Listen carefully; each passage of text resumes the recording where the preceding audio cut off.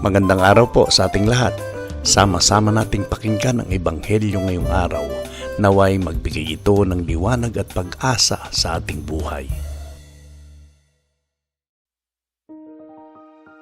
Ang mabuting balita ng Panginoon ayon kay San Mateo.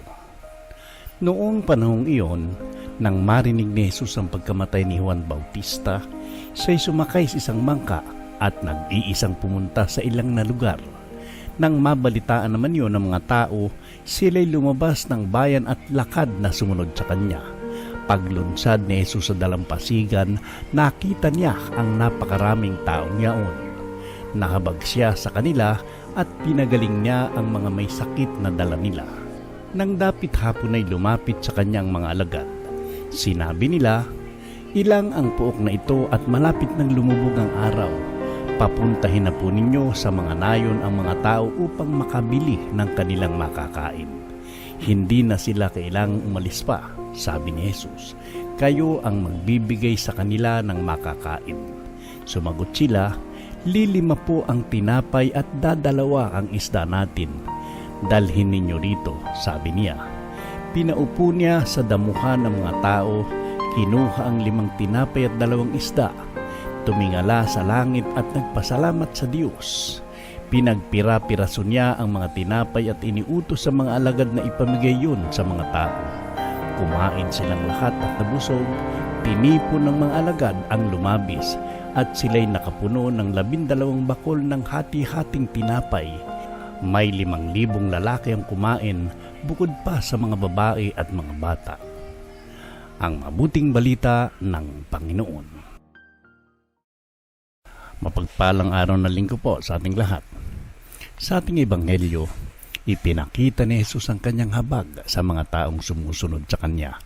Kahit siya ay naghahanap ng tahimik na lugar upang magpahinga, matapos ang isang mabigat na pangyayari, hindi niya pinabayaan ang mga tao. Sa halip, pinagaling niya ang mga may sakit at tinuruan sila.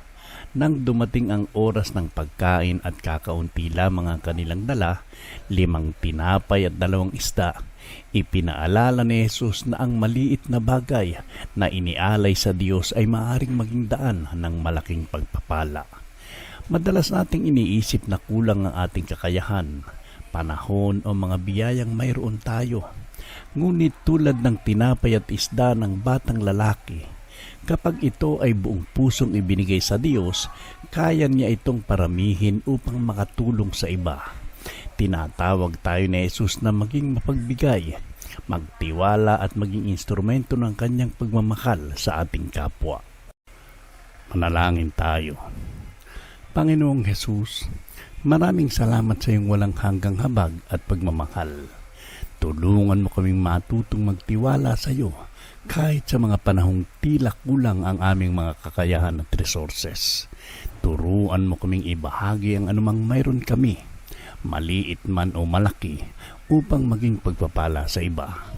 Buksan mo ang aming mga puso upang makita ang pangangailangan ng aming kapwa at bigyan mo kami ng lakas na tumugon ng may pagmamahal at kabutihan. Naway maging katulad mo kami na marunong umunawa, tumulong at magbigay. Amen. Ang himala ng pagpapakain sa 5,000 ay nagpapaalala na walang bagay na maliit kapag ito ay inialay sa Diyos. Sa ating mga simpleng gawa ng kabutihan, maaaring gumawa ang Panginoon ng mga bagay na higit pa sa ating inaasahan. Kaya't patuloy tayong magtiwala sa Kanya, magbahagi ng ating mga biyaya at maging daan ng Kanyang pagmamahal sa mundo.